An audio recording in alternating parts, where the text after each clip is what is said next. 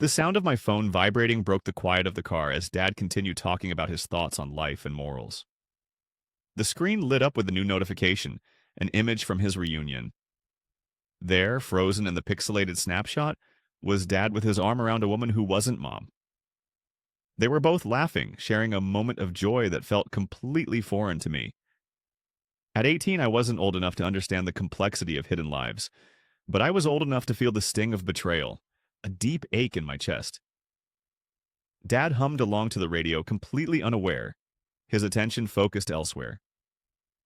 Just a reunion, he had said, dismissing my concerns. I clutched my phone tightly, my thumb poised above the share button, knowing that one tap could shatter the illusion he had worked so hard to maintain.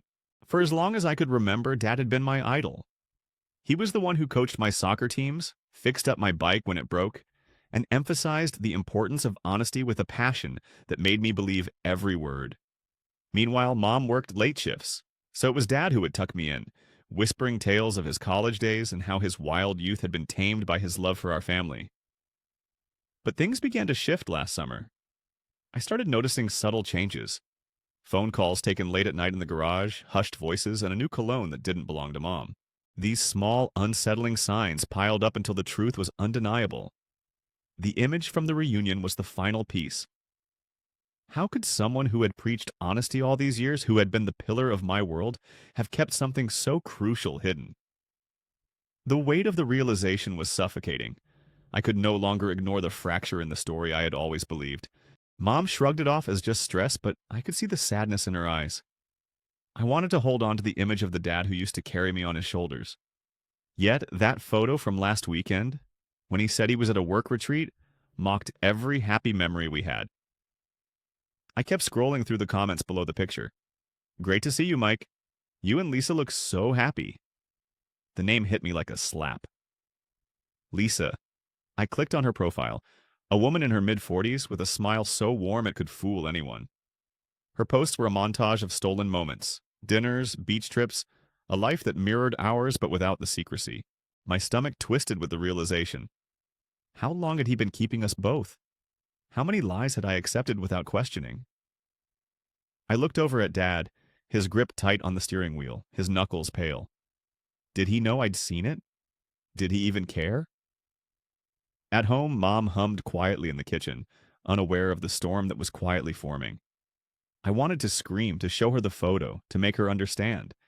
But the gentle smile on her face, the exhaustion in her eyes, stopped me.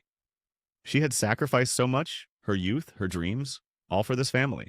Could one image destroy her entire reality?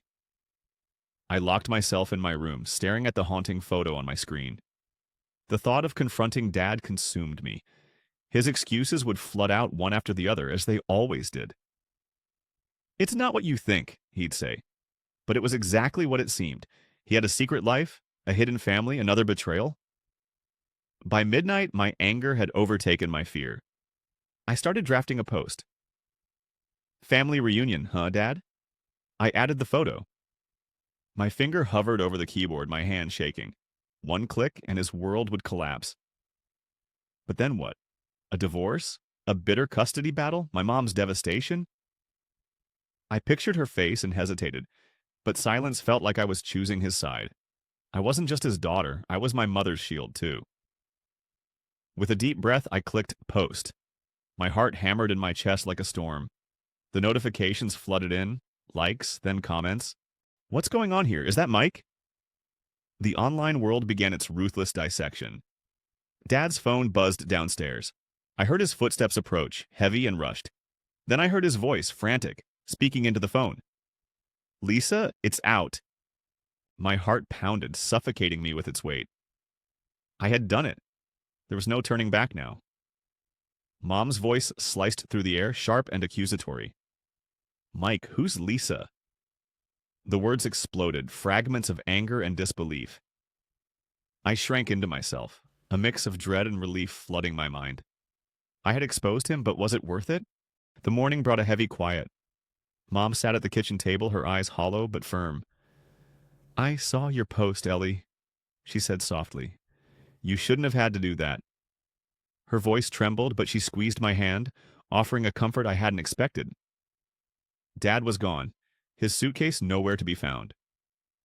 Mom didn't cry. She only stared at the empty mug he left behind. I braced myself for her anger, but it never came.